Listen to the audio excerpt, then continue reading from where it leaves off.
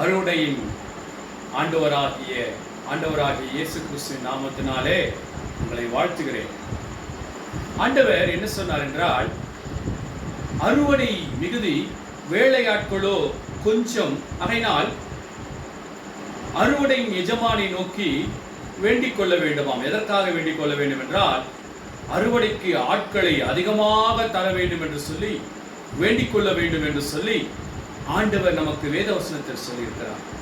ஆனால் இன்றைய காலகட்டத்தில் என்ன நடந்து கொண்டிருக்கிறது என்றால், அநேக ஊழியங்கள் செய்கிறதான தனிப்பட்ட வகையிலே ஊழியம் செய்கிற இண்டிவிஜுவல் மினிஸ்ட்ரி செய்கிறதான போதகர்கள் என்ன செய்கிறார்கள் என்று சொன்னால், வேறு ஒரு போதகரோ அல்லது ஊழியக்காரரோ அவர்கள் இருக்கிறதான பகுதியிலே வந்து ஒரு ஊழியத்தை ஆரம்பித்து விட்டால் என்ன நினைக்கிறார்கள் என்றால், அவர்கள் ஆண்டவரிடத்திலே போய் உபவாசம் பண்ணி, ஆண்டவரே இந்த ஊழியக்காரனை துரத்திவிடும், இந்த ஊழியக்காரனை இந்த இடத்திலிருந்து அனுப்பிவிடும் என்று சொல்லி இதற்காக 40 மணி நேரம் தொடர் ஜபம், இதோ 100 மணி நேர தொடர் ஜபம், 50 மணி நேர தொடர் ஜபம்.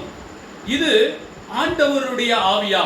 சற்று யோசித்து பார்க்க வேண்டும். ஆண்டவருடைய ஆவி என்ன சொல்லுகிறது என்று சொன்னால், அறுப்புக்கு வேலையாட்கள் வேண்டும், அதற்காக ஜெபம் பண்ணுங்கள், ஏனென்றால் வேலைக்காரர் மிகவும் குறைவாக இருக்கிறார்கள் என்று சொல்லிதான் ஆண்டவருடைய இருதயம் இயங்குகிறது.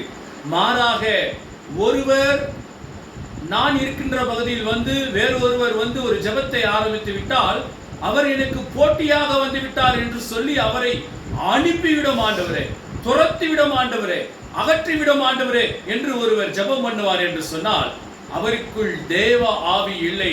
மாறாக அது பிசாசின் ஆவி, அது அந்தி கிறிஸ்துவின் ஆவி.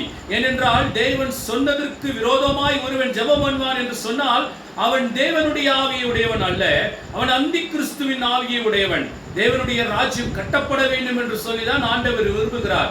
அதற்காகத்தான் அறுவடைக்கு ஆட்களை அனுப்பும்படிக்கு அறுவடையின் எஜமானிடத்திலே வேண்டுதல் செய்யுங்கள் என்று சொல்லியிருக்கிறார். அதனாலே நமது ஆவி எப்பேற்பட்டதான ஆவி என்று நம்மை நாமே யோசித்து பார்ப்போம்.